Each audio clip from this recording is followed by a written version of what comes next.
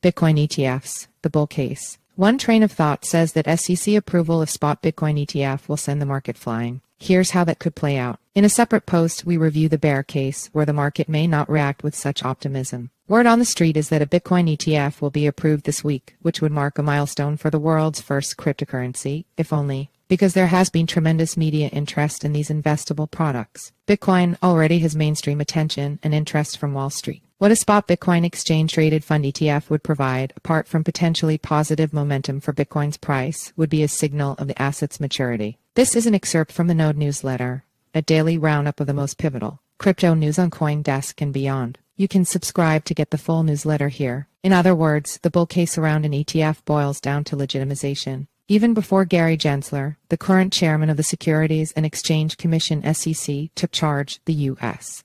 government was hesitant to approve crypto ETFs because of the possibility of market manipulation and fraud. ETFs, which are, like mutual funds except typically more tax-efficient and lower cost, are a relatively new and quick-growing segment of traditional finance. See also, Bitcoin ETF approval odds raised to over 90% by Bloomberg analysts. Mere attempts by firms like financial players including Fidelity, VanEck and BlackRock in launching BTC ETFs is already a major endorsement, so how much more significant would actual investors be? Larry Fink, the CEO of the world's largest asset manager, BlackRock, said the firm is interested because it sees legitimate demand from its clients in a spot Bitcoin ETF. Although many types of crypto-based ETFs are already live, the much-anticipated spot Bitcoin ETF would allow institutions to more easily gain exposure to crypto as well as everyday investors to indirectly add Bitcoin to their Roth retirement accounts and 401ks. This opens Bitcoin to a new set of buyers and sellers, including financial advisors who for years have been looking for off-the-shelf solutions for crypto investing.